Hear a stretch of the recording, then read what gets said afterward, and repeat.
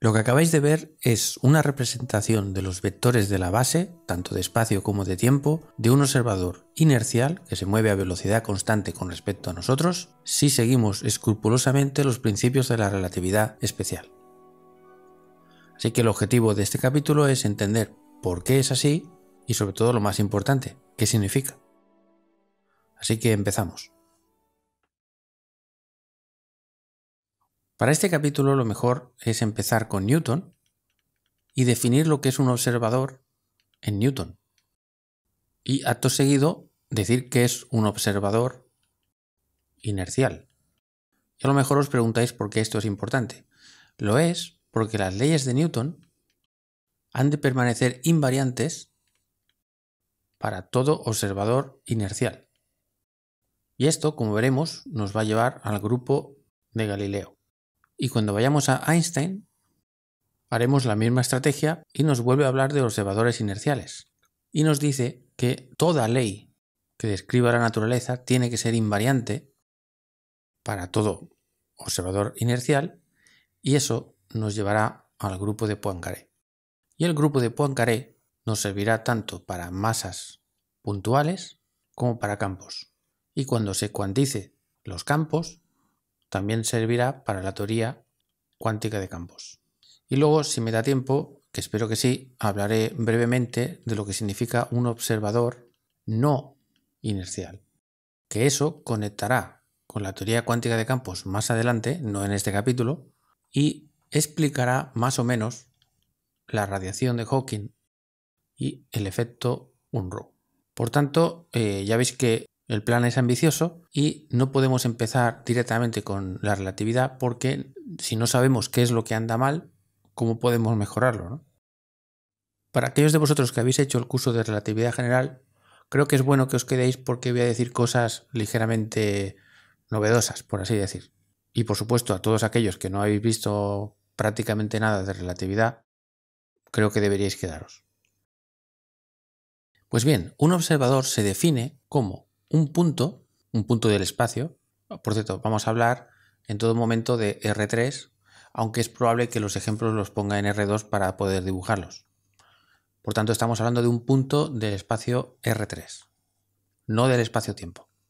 Y luego, 3 vectores. Por lo tanto, esto da por hecho que R3 lo consideramos como un espacio vectorial. Pero además le vamos a dotar de una métrica.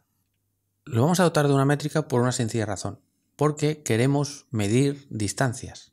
Y además, no solo eso, sino queremos que venga incorporado el concepto de ortogonalidad. Y relacionado con el concepto de ortogonalidad está el hecho de que por experiencia cotidiana podemos separar las dimensiones espaciales de la temporal. Esto quedará claro dentro de unos minutos. Entonces vamos a ver el concepto de la métrica, cómo se introduce. Bueno, hay muchas maneras, pero la mejor, creo yo, o la que más me gusta, es aquella que se define a través de un producto escalar. Si ponemos el ejemplo en 2 dimensiones para poder dibujarlo, ponemos el eje X, y colocamos 2 puntos en este espacio. Está claro que siempre podemos construir un vector que apunta aquí, otro vector que apunta aquí, Llamemos a este vector, por ejemplo, A y a este vector B, y podemos restar esos vectores porque estamos trabajando en un espacio vectorial y por tanto esa operación está permitida. Y este vector resulta ser este de aquí. Vamos a llamar a ese vector C. Pues bien, ahora lo que vamos a hacer es inventarnos esto, la operación producto escalar, que básicamente consiste en coger dos vectores de nuestro espacio y operarlos de manera que vamos a requerir que la operación producto escalar sea conmutativa, o sea, que sea lo mismo A por B que B por A para todo par de vectores del espacio. Por cierto, y que además sea una operación multilineal o, si queréis, bilineal. Bilineal significa que, por ejemplo, si cogemos A más B y lo multiplicamos por C, esto es lo mismo que A por C más B por C, o al revés. A por B más C es igual a A por B más A por C, y además un numerito por el vector A multiplicado por C es lo mismo que el numerito multiplicado por A por C. Y lo mismo si ponemos el número multiplicado a C. ¿Vale? Vamos a requerir esto y que sea simétrica o conmutativa esa operación. Y la razón de hacer eso es para que siga el sentido común de lo que significan las distancias. Entonces, si ahora multiplicamos C por sí mismo, esto, por cierto, no lo he dicho, el producto escalar, como su nombre indica, va a dar un escalar, o sea, un número. Entonces, una manera de implementar un producto escalar de forma que cumpla con que es conmutativa y que además sea bilineal es a través de una matriz. De manera que colocamos el vector C traspuesto, colocamos una matriz, que usualmente se llama la matriz de la métrica, y volvemos a colocar el vector C. Si queremos que esto sea conmutativo, entonces esta matriz tiene que ser simétrica. El hecho de que el producto escalar sea conmutativo significa que si estamos mirando la distancia entre este punto y da 7, pues es lo mismo que calcular la distancia entre este punto y 7 también, ¿vale? Está relacionado con eso. Entonces, por ejemplo, si el vector C tiene componentes C1 y C2, pues entonces colocaríamos aquí C1, C2, aquí la matriz, y aquí pondríamos C1 y C2. Y como esta matriz tiene que ser simétrica, entonces haya lo que haya aquí, por ejemplo un número B, pues aquí tiene que haber ese mismo número para que sea simétrica. Y aquí pues puede haber una A y una F, por ejemplo. Entonces la pregunta que nos surge ahora es, ¿cómo tiene que ser esta matriz? Vale, pues en el momento en el que estas cosas se estaban inventando o descubriendo, nadie tenía ninguna duda. Se tenía que inventar de manera, o construir, de manera que cumpliera el teorema de Pitágoras. Entonces, si tenemos un vector de componentes C1 y C2, pues eso básicamente lo que significa es que este cateto mide C1 y este cateto mide C2, y por tanto lo que mide este vector, que es h, pues será, bueno, de hecho h al cuadrado será C1 al cuadrado más C2 al cuadrado. Por tanto, si hacemos esta multiplicación y obligamos a que esto dé C1 al cuadrado más C2 al cuadrado, entonces vemos que esto tiene que ser 0 y esto tiene que ser 1. Bueno, hay más opciones, pero la opción más sencilla es simplemente coger que esa matriz, que llamaremos G, a esta matriz de aquí, a la matriz de la métrica, pues tiene que ser la identidad. Y esto es lo que va a pasar en Newton. Entonces, ¿por qué esto está relacionado con la distancia? Porque si, por ejemplo, este punto de aquí tiene coordenadas 1, 3 y este punto, pues por ejemplo, 4, 6, cuando hagamos la resta de B menos A, pues esto va a dar 3, 3. Y cuando hagamos el producto escalar de este vector consigo mismo, haciendo traspuesto la matriz identidad y él, pues esto al final lo que va a dar, poniendo aquí un 3, 3, 3, 3, lo que va a dar es 3 al cuadrado más 3 al cuadrado, y si luego hacemos la raíz, pues entonces nos da raíz de 18, y es justo, digamos, esta distancia entre estos dos puntos. Así que mediante el producto escalar, o sea, mediante una métrica, podemos definir distancias entre dos puntos con tal de construir un vector que los una y calcular su módulo o el producto escalar de él consigo mismo y luego hacer la raíz cuadrada. Muy bien. Entonces, una vez ya definido un espacio vectorial métrico, que se llama, es decir, dotado de una métrica, ya podemos acabar de definir un observador.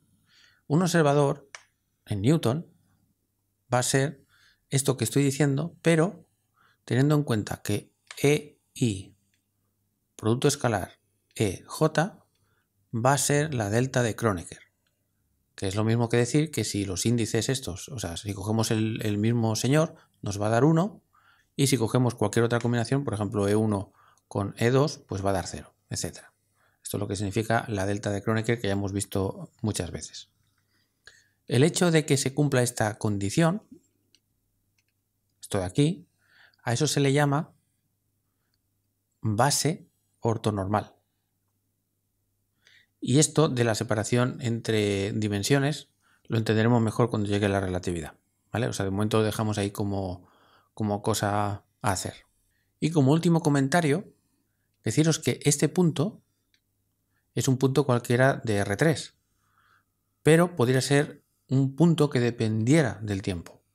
Por ejemplo, podría ser el punto 2, 3, o podría ser, por ejemplo, 2 más t, 3 menos t, por ejemplo, o t al cuadrado.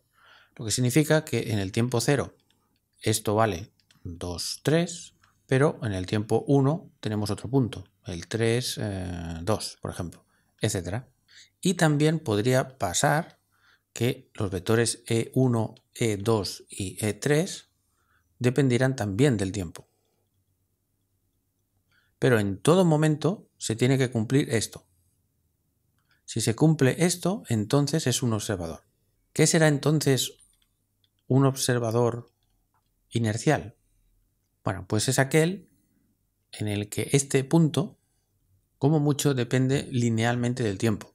O sea que tiene una pinta del estilo una constante más otra constante por el tiempo y una constante más otra constante por el tiempo.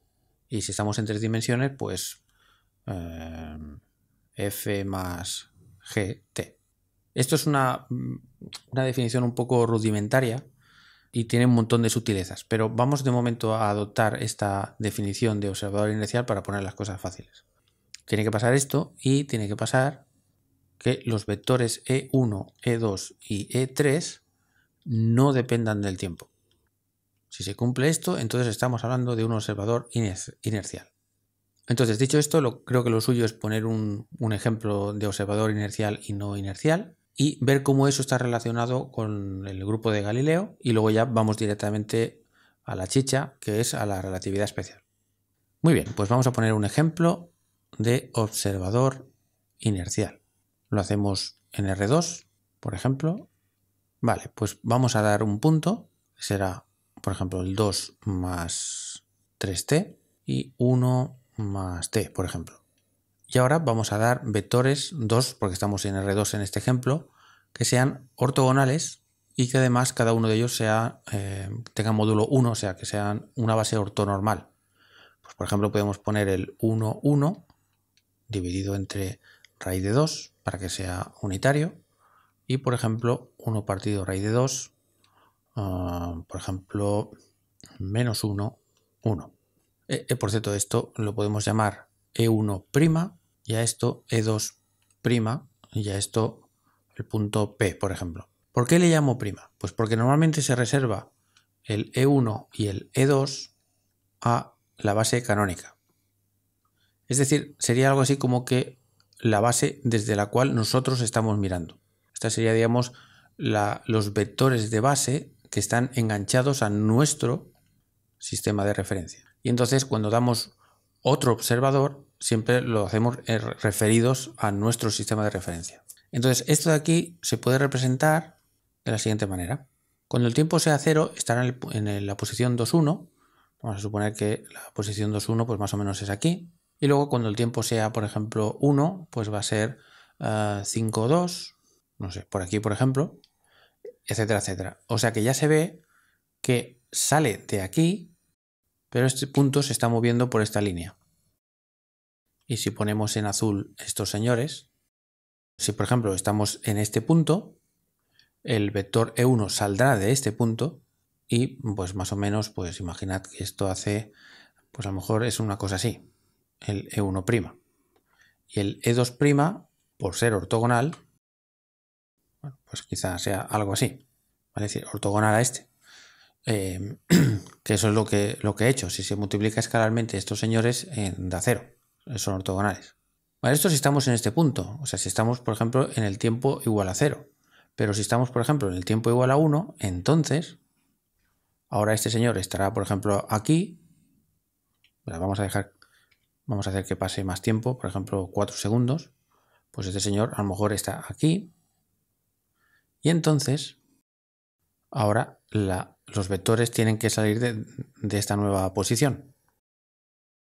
Y ya se ve que a lo largo de esta trayectoria tendremos un copy-paste de estos vectores. Y esto sería un ejemplo de observador inercial que con respecto a nosotros, nuestra base, no lo he dicho, pero cogemos el punto 0, 0 y cogemos el vector E1 y E2, o sea que nosotros estamos aquí. Bueno, esto tiene que medir lo mismo, el E1 y el E2. Entonces, si ahora queremos describir un punto cualquiera, por ejemplo, no sé, este punto de aquí, vamos a llamar el punto Q. Entonces, ¿cómo se describe ese punto Q? Bueno, claramente podemos hacer el siguiente truco, que es directamente nosotros multiplicar E1 por un cierto número hasta llegar aquí, luego multiplicar E2 por un cierto número hasta llegar aquí, y luego sumar esos vectores para llegar aquí. Por tanto, podemos decir que Q se puede poner como X veces el vector E1 más Y veces el vector E2. Esto sería una manera de escribir el punto con respecto a nuestro sistema de referencia. Pero ¿cómo sería la manera para hacerlo en función del sistema de referencia inercial prima este? Vamos a hacer una cosa. Vamos a borrar esto simplemente para claridad del dibujo y vamos a imaginar que ha pasado un cierto tiempo t, de manera que cuando ha pasado ese tiempo, el que sea, no estos, sino alguno en concreto, pues entonces este señor está aquí. Entonces lo que podemos hacer es, de hecho incluso voy a bajar esto un poco, vale, para mayor claridad del dibujo. Pues lo que vamos a hacer es este trayecto. Vamos a ir desde aquí hasta aquí y después desde aquí hasta aquí. Tendremos que Q, voy a borrar esto para tener más espacio, será igual. El vector que va desde aquí hasta aquí no puede ser otro que este precisamente, que es donde está colocado el señor P. De hecho, incluso hasta podemos seguir la misma nomenclatura, que es poner 2 más 3t y esto multiplicado por nuestro vector E1 más 1 más t multiplicado por nuestro vector E2. Esto que acabo de poner es una forma equivalente de escribir esto o de escribir este vector. Cuando hemos llegado aquí, ahora tenemos que coger este vector E1' y multiplicarlo por algún número, este también multiplicarlo por algún número, de forma que al sumar los dos vectores resultantes, pues de este señor de aquí. O sea que tenemos que poner más un cierto número que no sabemos por el vector E1' más otro número Y' que no sabemos por el vector E2'. Y como llegaremos al mismo punto, necesariamente esto tiene que ser igual a esto. Pero nosotros sabemos que el vector E1' es esto de aquí. O sea, es 1 partido raíz de 2, E1, más 1 partido raíz de 2, E2. Y el señor 2', pues es lo mismo, pero con un menos aquí. Y entonces esta información la podemos sustituir aquí y aquí y encontraremos entonces la relación que hay entre las coordenadas visto por un sistema y por el otro. Así que lo vamos a hacer.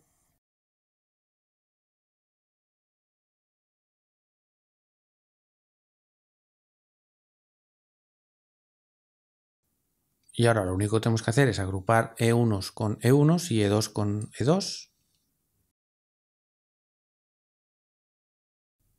Entonces al final, como esto tiene que ser válido siempre, pues entonces tenemos que igualar esto a esto y esto de aquí a esto de aquí. Entonces si lo hacemos nos va a quedar que x es igual a esto y igual a... Y estas ecuaciones las podemos representar de forma matricial y el resultado es este.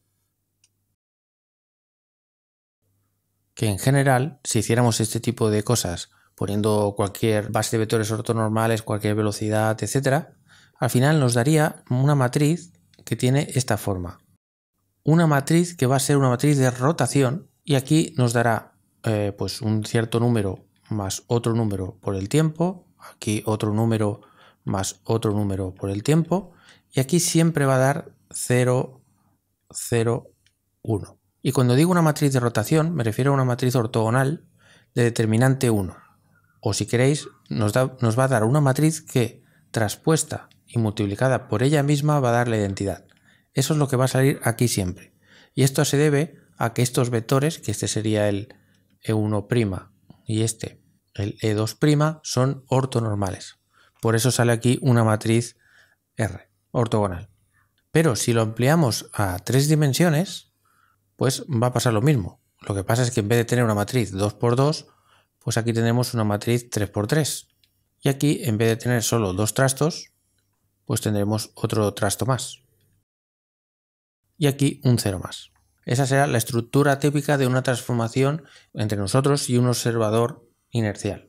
Pero si además de introducir la coordenada, las 3 coordenadas del espacio, introducimos también la coordenada espacial, es decir, dejamos que exista la posibilidad de que nuestro tiempo sea como el tiempo del otro señor, pero que empiece en otro momento, pues por ejemplo más m, por decir algo.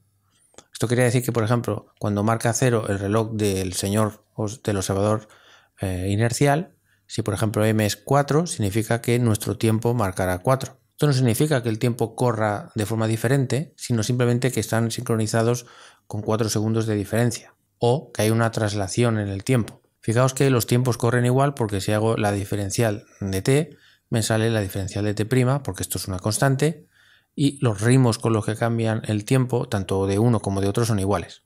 Entonces lo que va a dar es lo siguiente. Vamos a poner el tiempo primero para que nos recuerde un poco la relatividad. Tiempo x y z y este número auxiliar que no significa nada más que eso. Es un número que nos sirve para poder hacer estas matrices e incorporar los términos independientes. Pues bien, esta matriz será del estilo un 1 aquí, aquí 3 ceros y aquí también.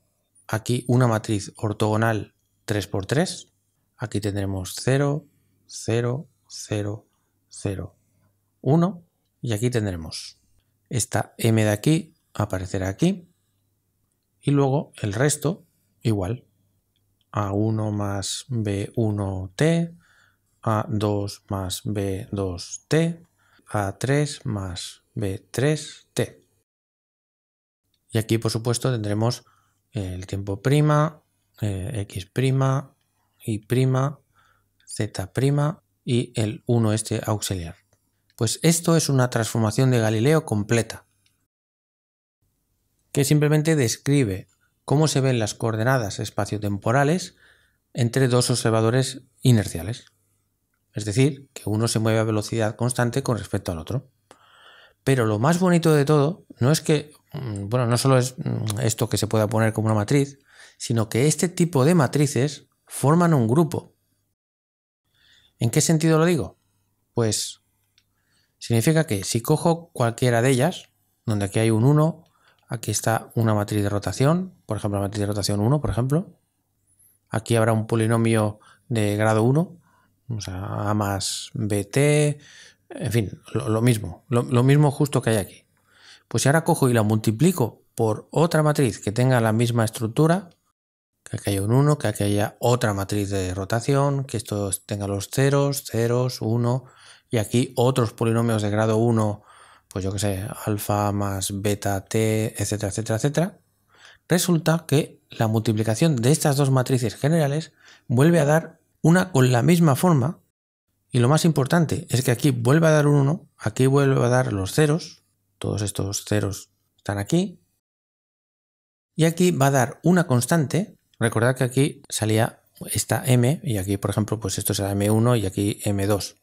Pues aquí saldrá otra constante, o sea, no aparece el tiempo aquí, sino simplemente otra constante, m3 por ejemplo, y aquí vuelve a aparecer otro polinomio de grado 1 en el tiempo, y aquí otro, y aquí otro, y aquí una matriz de rotación R3. Entonces, como mantienen la misma forma, significa que podemos identificar como el producto de matrices de esta forma como el producto interno entre dos elementos de un grupo, y que vuelve a dar otro elemento del grupo.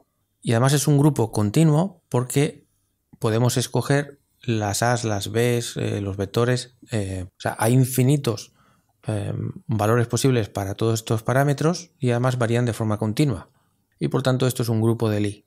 Os recomiendo que veáis el primer capítulo de grupos de Lie para que refresquéis un poco todo esto, porque lo digo allí mismo, en el primer capítulo. Defino lo que es un grupo de Lie, por si estáis un poco borrosos ahora. Entonces, dicho esto, lo que ya podemos decir, o acabamos el capítulo de Newton diciendo que toda ley, en concreto la más famosa, la fuerza igual a la masa por aceleración, pero en general cualquier ley clásico del estilo de Newton, o sea que no sea relativista, tiene que ser invariante bajo transformaciones de Galileo, por la sencilla razón de que una transformación de Galileo conecta dos observadores inerciales y no puede haber ninguna manera en la que un observador inercial sea privilegiado de algún modo y que describa sus leyes de una forma peculiar. Todo observador inercial tiene que escribir las leyes de la misma manera.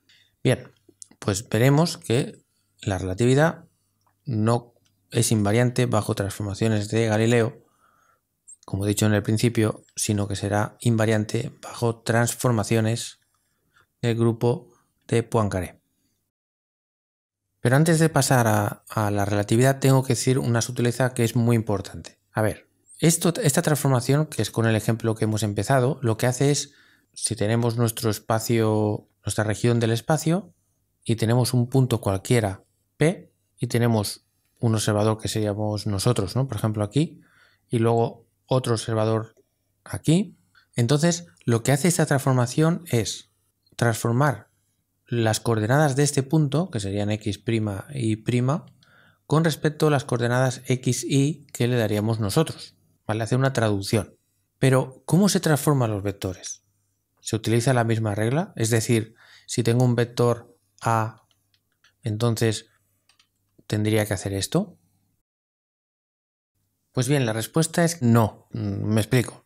Cuando los espacios o los espacios-tiempos son planos, como es el caso de Newton, y como también lo va a ser en el caso de la relatividad, no en el caso de la relatividad general, pero eso no lo tocamos, los vectores son libres. Y eso en esencia lo que quiere decir es que si dibujo, por ejemplo, o alguien dibuja un vector que empieza aquí y que acaba aquí, este vector es exactamente el mismo que si hubiéramos dibujado este vector en otro punto paralelo a él. Este es el mismo vector, básicamente porque el vector necesita de dos números, por ejemplo, esto sería el 1, 2, por ejemplo, 1 y 2, ¿no? Y este vector también es el 1 y 2. En estos números no está escrita la información de dónde empiezan. Eso es lo que significa ser un vector libre. Por tanto, si multiplicáramos este vector por todo esto, lo que nos daría es ax' partido raíz de 2 menos ai' partido raíz de 2 más esto por 1. Y aquí algo parecido, incluyendo esto también. Entonces, ¿qué querría decir esto? Querría decir que el señor AX sería este de aquí y el señor AI sería esto. Lo cual quiere decir que cuando el tiempo fuera 0 esto valdría una cosa, y a medida que el tiempo va aumentando, esto va aumentando, y entonces el vector A iría cambiando con el tiempo. Pero esto no tiene sentido ninguno. ¿Por qué? Sobre todo si esto es un vector constante. Porque el señor girado, imaginad que el vector A del que estoy hablando es este. Pues el señor girado dirá, mira, pues las componentes de este vector son AX' igual a lo que mida esto, 5, por ejemplo. Y AI' igual a 2, ¿no? Por ejemplo, vamos a poner que esto mide 2. Bueno, pues a medida que este señor, este observador, se está moviendo con una cierta velocidad, cuando el observador, por ejemplo, esté aquí, sus vectores azules serán exactamente paralelos, digamos. Y como los vectores A son libres, significa que este mismo vector también lo podemos dibujar aquí. Y por tanto seguiría teniendo la coordenada 5, 2.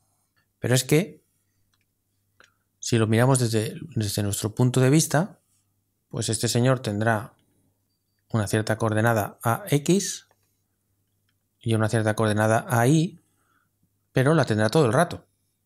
O sea, lo dibujemos aquí o lo dibujemos aquí. No puede depender del tiempo. Esto no tiene sentido ninguno. Por lo tanto, cuando estemos transformando vectores, aquí hay que poner un 0. Porque los vectores son libres en un espacio o en un espacio-tiempo plano. Que esto es equivalente a decir que los vectores solo transforman con esta matriz. Porque los vectores de por sí, tal como están construidos, ya son invariantes bajo traslaciones. Y esto nos lleva al concepto clave.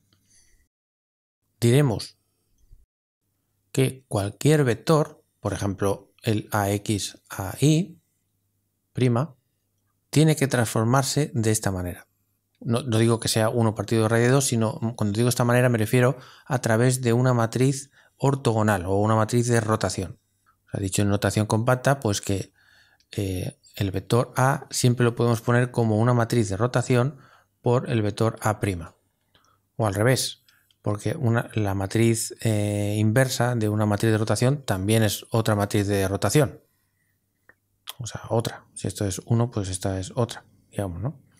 Por tanto, el vector A' lo podemos poner como otra rotación del vector original. Entonces, en definitiva, lo que estamos diciendo es que Galileo nos dice cómo tienen que cambiar los vectores. Y el sentido común nos dice que si están conectando dos observadores inerciales, entonces las leyes tienen que ser invariantes bajo estas transformaciones. En concreto, F igual a M por A.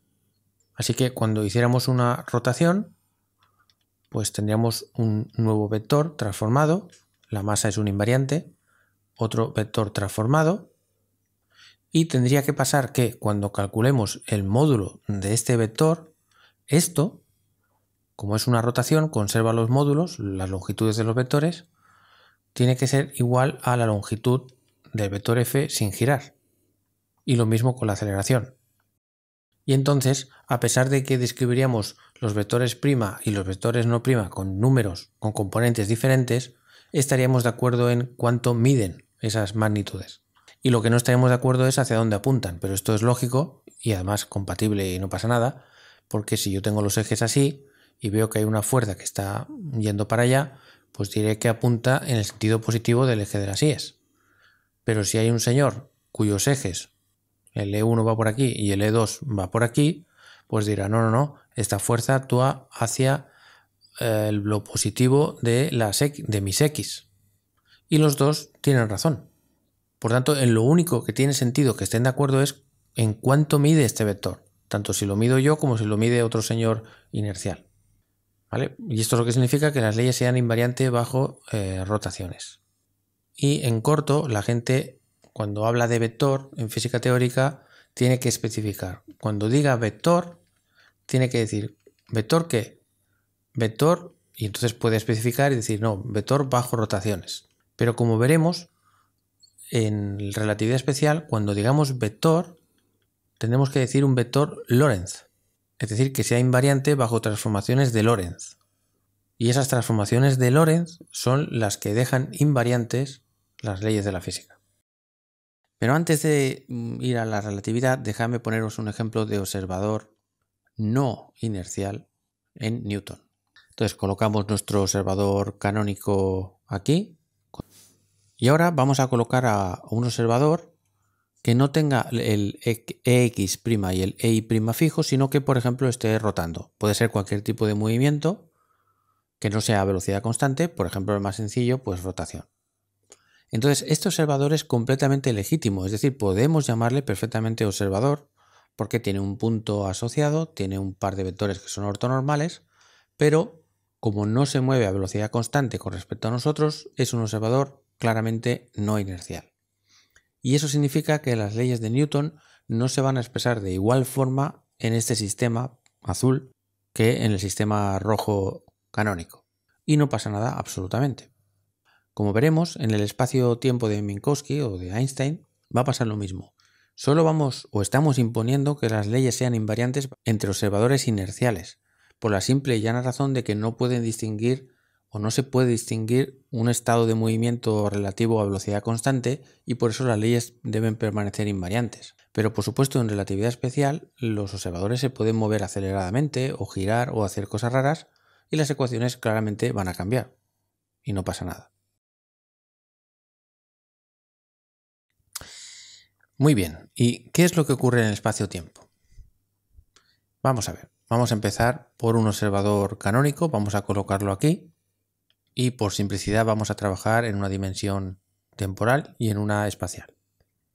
Entonces postulamos que este observador distingue bien lo que es moverse en el tiempo y moverse en el espacio. Entonces este observador, si no sufre ninguna fuerza extraña, o sea, si todas las fuerzas que siente están provocadas por agentes bien especificados, entonces diremos que este observador es un observador inercial. Y entonces puede distinguir perfectamente el espacio y el tiempo como dimensiones separadas. Eso a efectos prácticos lo que quiere decir que para él moverse en esta dimensión es como moverse en el tiempo y moverse en esta dimensión es como moverse en el espacio, solo, sin que pasara el tiempo.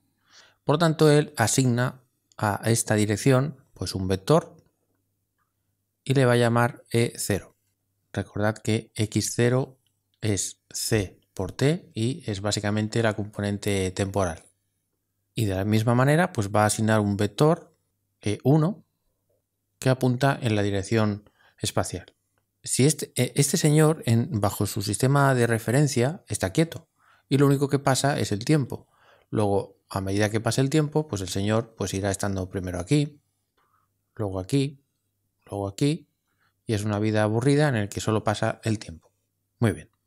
Vamos ahora a imaginar que justo aquí también había un señor azul que coincidía en el tiempo inicial pues con la posición del señor rojo. Pero que a diferencia del señor rojo, pongamos que el señor azul se está moviendo a una cierta velocidad con respecto al rojo. Eso quiere decir que su historia no será la misma que la del señor rojo, sino será algo así. Entonces, por ejemplo, cuando esté aquí, pues el señor rojo dirá que efectivamente el señor azul se está moviendo a una cierta velocidad porque antes estaban juntos y ahora están separados. Y cuanto más tiempo pasa, pues más separado está. Y como sigue una línea recta en el espacio-tiempo, pues eso es que se está moviendo a velocidad constante. Por lo tanto, claramente el señor azul es un observador inercial con respecto al señor rojo. Pero si nos ponemos en la piel del señor azul, es decir, nos colocamos en su sistema de referencia, que podemos llamar X' y ZT', por ejemplo, este señor, con respecto a su sistema de referencia, pues para él solo pasa el tiempo. Digamos que el señor azul no se mueve hacia la derecha dentro de su propio sistema de referencia, básicamente porque el sistema de referencia está enganchado a él, por lo tanto, en su sistema de referencia está condenado a tener siempre la posición x' igual a 0. Por tanto, para él solo pasa el tiempo. Esto, inexorablemente, nos lleva a una idea, digamos que es difícil de digerir en un primer momento, pero si lo pensáis bien, no hay más remedio que decir que un vector que vaya por aquí necesariamente tiene que ser el tiempo o es el vector que va por el tiempo del señor prima, porque para él es lo único que pasa, el tiempo, en su sistema de referencia. Por supuesto, no estoy suponiendo nada de que el tiempo pase igual para los dos ni nada. Simplemente estoy actuando por lógica. Entonces, lo único que nos falta por determinar es hacia dónde va el vector E1'. Lo primero que uno pensaría es, bueno, pues ya está, ortogonal. ¿No? Esto sería una posibilidad, que sea ortogonal, como Newton. Pero veremos que esto, lo vamos a ver ahora enseguida, esto entra en contradicción con uno de los principios de la teoría de la relatividad de Einstein, que nos dice básicamente que un rayo de luz tiene que ser visto a una velocidad c para cualquier observador inercial. Entonces vamos a borrar esto un momento para que el dibujo no se complique. Entonces vamos a lanzar un rayo de luz. Claro, aquí como estoy representando ct y x, entonces un rayo de luz, como va a una velocidad c, su trayectoria es x igual a c por t. O sea, sería la trayectoria en el espacio-tiempo de un rayo de luz. Y como, insisto, he representado ct y x, esto significa que es una recta de 45 grados, o sea, una cosa así. Entonces, para hacer las cosas fáciles, vamos a hacer un zoom en esta región del tiempo, el del espacio-tiempo. Así que hacemos un zoom y por un lado tendremos los vectores nuestros, E1, E0, y por otro lado tendremos el vector E0', y además tenemos el rayo de luz que está yendo por aquí. Es decir, me estoy colocando en el momento en el que tanto el observador rojo como el observador azul estaban en ese mismo momento ahí. Y en ese momento un rayo de luz pasó al lado de ellos. Entonces, según el observador amarillo, diría que el vector velocidad de la luz, este vector, que le puedo llamar c, entonces este vector c, para el señor amarillo, tiene que tener, digamos, la misma longitud, esta componente, que esta.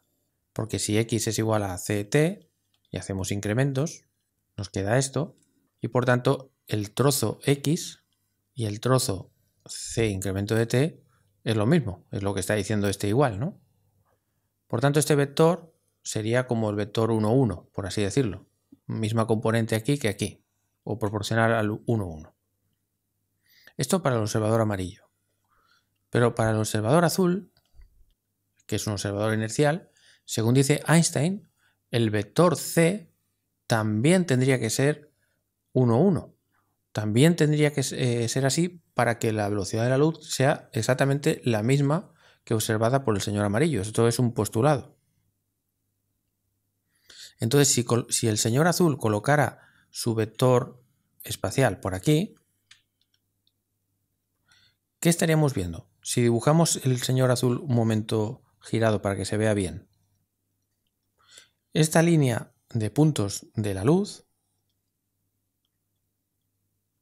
estaría más cerca del E0' que del E1'. Luego, según el observador azul, vería la luz, la vería así. Lo cual quiere decir que iría más lento, porque a una cierta distancia, la que sea, habría pasado un montón de tiempo. Por tanto, el observador azul percibiría una velocidad de la luz más baja. Luego, no podemos poner prima aquí porque entraría en contradicción con el postulado. Claro, la pregunta es, ¿dónde lo ponemos entonces? Pues si miramos este dibujo, encontramos la solución. Muy rara, pero es la solución lógica, que es colocar el vector E1' así, para que los ángulos estos sean iguales y entonces perciba la misma velocidad. Porque fijaos que ahora, cuando hiciéramos la proyección, una línea paralela a esta y una línea paralela a esta, estas dos líneas miden igual y por tanto está recorriendo el mismo espacio y en el mismo tiempo. Y entonces podemos hacer que la velocidad de la luz sea igual para ambos señores. Pues con esta argumentación ya vemos cómo se tiene que definir este señor. Se tiene que definir como un vector que vaya por aquí. O sea que si tenemos el E0' aquí, aquí tendremos el E1'. Y de cara a la métrica, no sabemos la métrica cómo será. Bueno, sabemos que es una matriz que tendrá pues G00, G01, G10 y G11, unos numeritos, pero aún no sabemos cómo tiene que ser. Pero sí que sabemos una información. Como deseamos que estos señores sigan siendo bases ortogonales o ortonormales, necesitamos que haya ortogonalidad, es decir, que E0 producto escalar E1 de 0. Pero según el segundo postulado de la relatividad especial, nos dice que lo mismo que valga para un observador inercial tiene que valer para otro observador inercial, por tanto también tiene que pasar que E0' producto escalar E1' sea 0. Pero es más, lo que tiene que pasar también es que sea lo que valga E0, producto escalar por él mismo, lo que dé esto tiene que ser el mismo valor que lo que dé esto. Insisto, no puede haber distinción entre dos observadores inerciales. Y lo mismo con esto. Entonces, imponiendo esta condición, claramente hace que estos términos se hagan 0. La razón es sencilla, porque si colocamos el vector E0, que en este caso, como tendrá componente, bueno, normalmente se pone la componente temporal por aquí, arriba, y la componente espacial por aquí, en los vectores, en relatividad. Pues entonces, este señor solo tiene tiempo, por lo tanto vamos a poner un cierto número alfa, el que sea, y 0, porque no tiene espacio. Ahora ponemos la métrica, G00, G01, G10, G11, y ahora colocamos este señor, que es al revés. Aquí tendrá un 0 y aquí tendrá otro número, el que sea, beta. Y esto queremos que sea 0. Entonces, si hacemos la multiplicación de este por este y este por este, nos sale G01 beta, y este por este y este por este, nos sale G11 beta.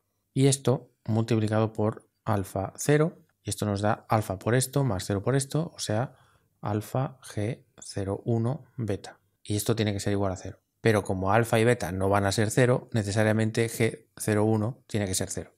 Y si aplicamos esa misma condición, y si además añadimos que el producto escalar de dos vectores, sea lo que sea que dé, tiene que ser simétrico o conmutativo, pues eso significa que la G10, que es lo mismo que la G01, tiene que ser 0. Por tanto, la métrica ya sabemos que va a tener ceros aquí. Vamos ahora a imponer la forma que tiene que tener E0' y E1'. Visto este dibujo, si E0' fuera un cierto número por E0 más otro número por E1, vemos que este señor es el simétrico con respecto a la diagonal que forma 45 grados. Por lo tanto, eso necesariamente significa que esto tiene que ser intercambiar la A y la B. Lo que estoy diciendo simplemente es que si tengo un vector por aquí y quiero hallar el simétrico con respecto a la línea de 45 grados, simplemente se invierte el orden de las componentes. Y entonces, con solo saber esto, geométricamente ya podemos saber la relación que hay entre G00 y G11, tan solo imponiendo que E0', producto escalar E1' de 0.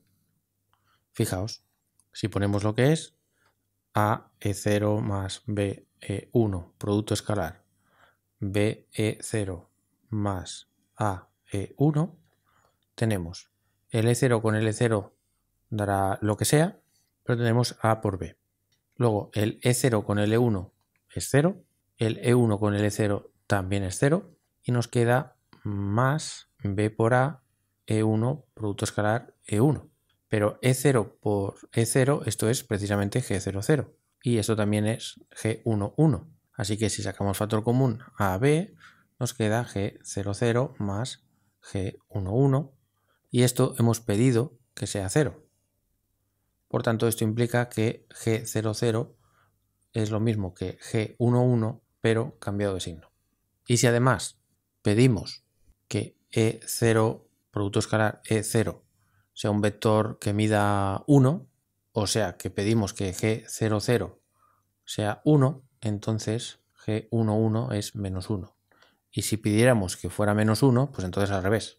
En teoría de campos o en teoría cuántica de campos se escoge esto. Y esto no lo penséis más que de la siguiente manera. Esto en realidad no es ningún truco, sino que podemos decir que siempre existe un sistema de unidades, el sistema internacional o cualquier otro sistema, en el que los vectores puedan medir 1. O sea que esto, digamos, nos da un margen en el sentido de que podemos cambiar de unidades y lo importante es que sea el mismo número pero cambiado de signo en las unidades que sean.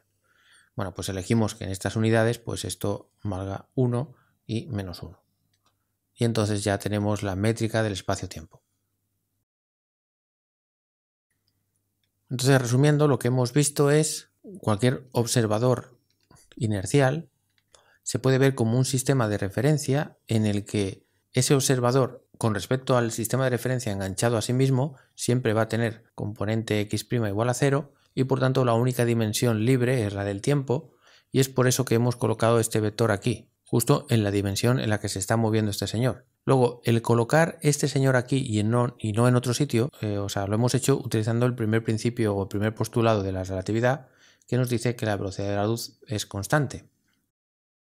Luego, por otro lado, hemos utilizado el hecho de que nosotros siempre podemos distinguir lo que es moverse por el espacio y lo que es moverse por el tiempo, que son dimensiones independientes, y eso implica necesariamente que E0 por E1 sea 0. Y luego, utilizando el segundo postulado de la relatividad de Einstein, decimos que va a pasar lo mismo en cualquier sistema de referencia inercial. Y luego, por último, en plan geométrico total, hemos averiguado cuál es la relación que hay entre este número y este, simplemente imponiendo que un señor, si tiene un vector, o sea, un señor inercial, si tiene el vector, uno va por aquí y el otro por aquí y es simétrico, entonces imponiendo esa forma simétrica y sustituyendo esto o obligando esta expresión, obtenemos que tienen que estar cambiados de signo. Entonces, en cualquier lugar del espacio-tiempo, por ejemplo aquí, si queremos analizar este suceso desde nuestro punto de vista, entonces plantamos los vectores E1 y E0. Pero si queremos hacerlo desde el punto de vista de un observador inercial que se esté moviendo a una cierta velocidad, pues entonces plantaremos estos otros vectores. Aquí haremos la diagonal, este otro vector será el E1'. O sea que este sería un observador inercial que se está moviendo a una cierta velocidad con respecto a nosotros. Entonces, para completar bien el asunto, vamos a ver cómo encontrar cuáles son estos vectores en función de la velocidad a la que se está moviendo con respecto a nosotros. Así que consideremos, vamos a hacerlo así en plan grande para que se vea, consideremos nuestro vector E1 y nuestro vector E0. Ya digo, lo dibujo en grande para que se vea bien.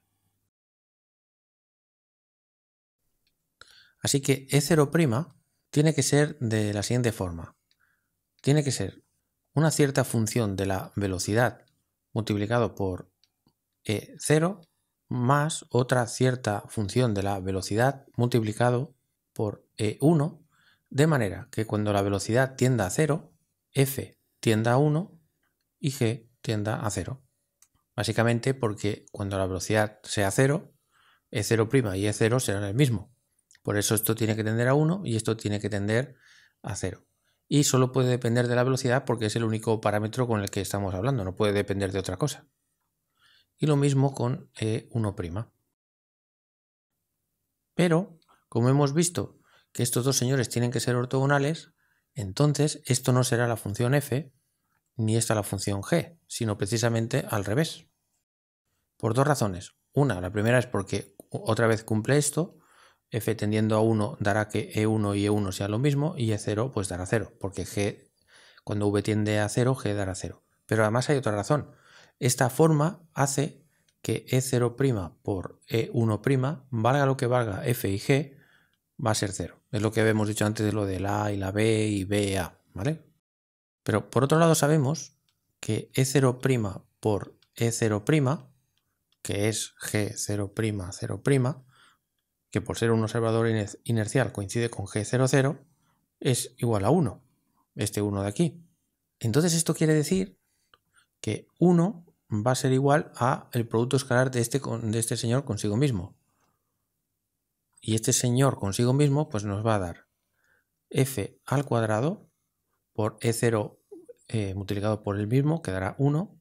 Luego este por este, pero e0 por e1 da 0, más este por este, que también da 0, más este por este, que dará g al cuadrado, y e1 con e1 va a dar menos 1. Así que estas funciones cumplen esto, no pueden ser independientes, sino que tienen que cumplir esta condición. Y si hiciéramos lo mismo con e1' por e1', que esto va a dar, o sea, queremos que dé menos 1, este menos 1 de aquí, entonces tendremos e0 con e0, que va a dar g al cuadrado por 1, e0 por e1 y e1 por e0 se van a ir, y e1 por e1 va a dar menos f al cuadrado, y esto queremos que sea menos 1. Pero esto es la misma ecuación que esta, multiplicada por menos 1. Así que estas funciones tienen que cumplir esto, que f al cuadrado menos g al cuadrado es igual a 1. Pero nosotros sabemos un par de funciones que cumplen esto. Si pongo que f es igual al coseno hiperbólico de algo, por ejemplo teta, y g el seno hiperbólico de teta, el coseno al cuadrado menos el seno al cuadrado da 1.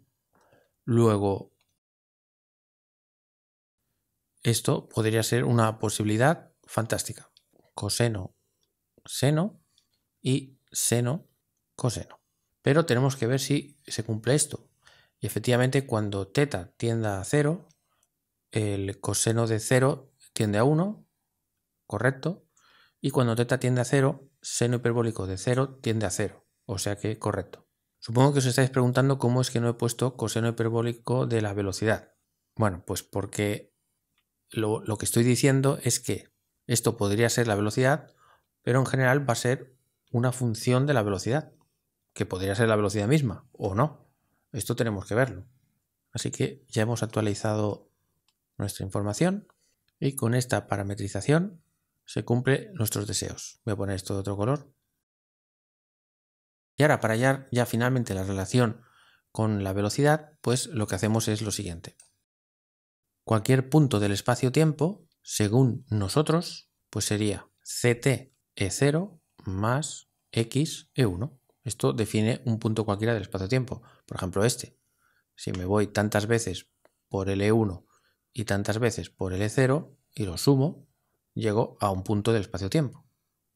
Pero según el observador, el otro, pues será lo mismo pero con primas. Por lo tanto, si ahora sustituimos en e0' y en e1' por estas expresiones que acabo de encontrar, tenemos esto de aquí.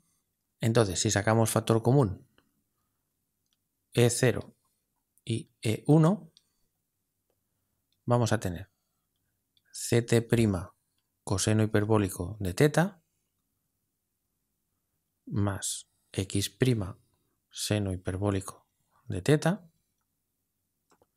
y aquí tendremos ct' seno hiperbólico de teta más x' coseno hiperbólico de teta. Perfecto. Y si pongo e0 y e1 de color amarillo para que se vea bien lo que estoy diciendo, entonces necesariamente esto tiene que ser igual a esto y esto igual a esto. Y de hecho incluso lo voy a poner ya matricialmente. Vale, y si ahora consideramos al señor azul, el señor prima, que está justo en el origen de coordenadas, y lo único que pasa es, le pasa el tiempo, el que sea, pero él está ahí.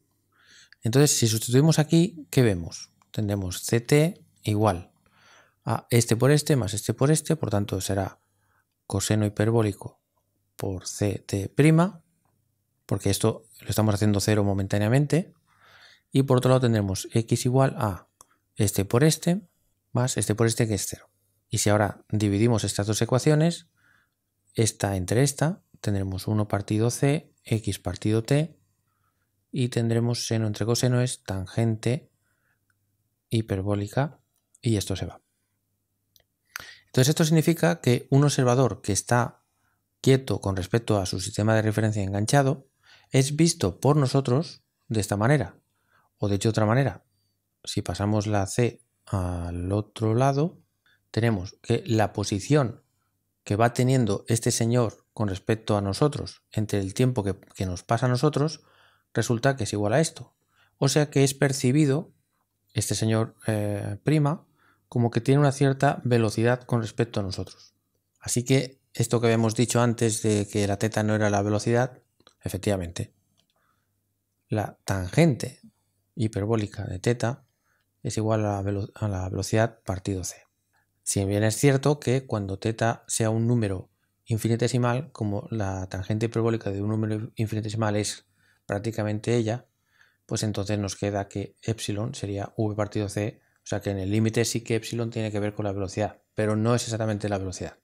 Entonces, teniendo en cuenta esto, podemos decir, bueno, como el seno hiperbólico entre el coseno hiperbólico es v partido c, o recordad que esto lo habíamos llamado beta en el capítulo anterior, a la velocidad entre la velocidad de la luz, y por otro lado sabemos que coseno al cuadrado, coseno hiperbólico al cuadrado menos seno hiperbólico al cuadrado es igual a 1, entonces tenemos aquí dos ecuaciones, así que si por ejemplo sustituimos, despejamos S y es B beta por C y lo ponemos aquí, tendremos coseno hiperbólico al cuadrado menos beta cuadrado coseno hiperbólico igual a 1, lo cual significa que el coseno hiperbólico es 1 partido raíz de 1 menos beta al cuadrado. Y por otro lado el seno hiperbólico, que es beta por coseno, y el coseno es esto, por tanto S será beta partido raíz de 1 menos beta al cuadrado. Es decir, que podemos poner esto, bueno, y si recuperamos la nomenclatura del capítulo anterior, que esto le habíamos llamado gamma, pues tenemos coseno y coseno, que será gamma, y el seno hiperbólico, que es gamma por beta. Y recuperamos lo que habíamos obtenido de forma así un poco extraña en el capítulo anterior. En el capítulo anterior aquí había unos menos, pero eso era porque habíamos despejado las primas y aquí están despejadas las que no son primas. Pero esto es muy fácil de solucionar porque la matriz de cosenos hiperbólicos y senos hiperbólicos es la más fácil de calcular su inversa. Porque el coseno hiperbólico, seno hiperbólico, seno, coseno, inversa es lo mismo, pero los senos hiperbólicos cambian de signo. Esto lo podéis comprobar en casa, por lo que finalmente, si queremos la transformación inversa, la tenemos aquí. Todo lo que he hecho en este capítulo podemos considerarlo como una derivación estricta de los postulados de la relatividad especial. Lo que hice en el capítulo anterior fue un poco trampa, porque en el capítulo anterior pensé, digo, a ver, ¿de qué manera se puede mantener esto invariante? Pero la pregunta es, ¿y por qué quiero mantener esto invariante? O sea, que era un poco trampa. Esto que os acabo de hacer hoy en este capítulo, que yo creo que va a ser un poquito más difícil de digerir, me imagino, no lo sé. Sobre todo para aquellos de vosotros que es la primera vez que veis estas cosas. Pero esto que he dicho en este capítulo no tiene nada que ver con esto, sino que es simplemente actuando desde primeros principios y con los postulados en mano de la relatividad. Pero aparte de definir estas transformaciones que se llaman boosts, porque recordad que esto está relacionando dos señores que se están moviendo a una velocidad constante uno con respecto al otro, y eso se llama boost. Ahora nos faltaría las rotaciones y las traslaciones, pero esto lo dejaré para el capítulo siguiente porque si no os voy a matar con tanta información de golpe, ¿vale? Pero bueno, como despedida deciros que todas estas cosas que he estado haciendo es posible que os suenen un poco porque cosas parecidas ya he hecho en el curso de relatividad general, pero incluso así he metido algunos factores o algunas cosillas que no sé si llegué a explicar en el curso de relatividad y que son sumamente interesantes. Yo creo que esto de aquí tendríais que verlo, no sé, una o dos veces o tres, lo que haga falta, hasta que quede claro, porque este tipo de cosas es muy engañoso. Uno parece que entiende el asunto, pero en realidad lo que está entendiendo son las manipulaciones matemáticas, pero quizá el concepto fundamental que hay detrás, pues a lo mejor está un poco más difuso. Esto lo digo por experiencia propia. Yo tardé bastante tiempo en entender con profundidad qué significaba todo esto. Mientras iba haciendo los ejercicios de la asignatura, iba haciendo y sabía hacerlos. Pero yo sabía en mi interior que no estaba entendiendo la esencia de lo que estaba pasando. Y como despedida, déjame poneros, igual que antes, un ejemplo de observador no inercial en relatividad especial, que eso va a aparecer, bueno, de hecho ya apareció en el curso de relatividad general, eran las famosas coordenadas de Rydler, pero también va a aparecer en el curso de teoría cuántica de campos cuando consideremos precisamente eso, a un sistema, a un señor que se está moviendo aceleradamente y cómo eso cambia la definición de vacío cuántico. Pues bien, un sistema no inercial es cualquier señor que no se mueva en línea recta. Por ejemplo, esto no se está moviendo en línea recta, por tanto esto estaría describiendo un señor no inercial. Y es muy bonito porque, espérate, se lo dibujo bien, un momentito. Esto es muy bonito porque fijaos que cuando ese observador está aquí, casi no tiene velocidad y por tanto sus vectores son estos, casi el E1 y el E0. Pero a medida que se va moviendo, entonces el E0, vamos a poner prima para que se entienda bien, que son los primas, lo que pasa es que además coinciden aquí con E0 y E1 sin primas. Y cuando esto se está moviendo, entonces el E0' cambia y se convierte en este, y este señor, por la regla esta del simétrico, digamos, pues se convierte en este. Y a medida que va teniendo cada vez más velocidad, es muy bonito porque se van juntando cada vez más. Y entonces esto, el hecho de que punto a punto cambie la base, nos introduce el concepto bien conocido por los que habéis cursado relatividad general de la conexión y la derivada covariante, etcétera, etcétera, etcétera. ¿Por qué digo todo esto? Bueno, lo digo un poco para relacionar cosas y también lo digo porque cuando queramos estudiar teoría cuántica de campos en espacios tiempos curvos, entonces necesitaremos hablar de la conexión y lo que es una derivada covariante a la hora de construir nuestra acción para los campos. ¿Vale? Esto es simplemente un mega spoiler de algo que vendrá dentro de bastante tiempo, bueno, no sé cuánto tiempo, pero no ahora en breve. ¿Vale? Antes tenemos que recorrer muchas cosas y sobre todo, nunca mejor dicho, recorrer con velocidad constante. O sea, no vamos a dejar que la gente aquí ahora empiece a acelerarse, porque si no esto se va a complicar bastante y es mejor primero hablar de un espacio-tiempo en el que todo el mundo se mueve a velocidad constante o está quieto y luego ya nos complicaremos la vida. Pues nada, muchas gracias si habéis aguantado hasta aquí y espero que hayáis medio sufrido, medio diversión. Pues un saludo y hasta el vídeo que viene.